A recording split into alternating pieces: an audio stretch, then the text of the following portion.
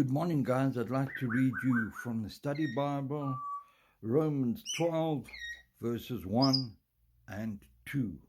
Personal responsibility.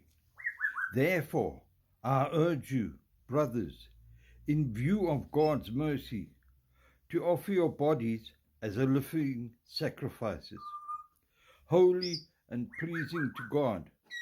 This is your spiritual act of worship. Do not conform any longer to the pattern of this world, but be transformed by the renewing of your mind.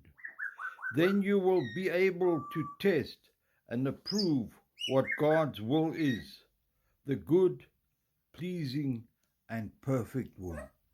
God wants us all to be perfect. Have a lovely day, guys. Cheers for now.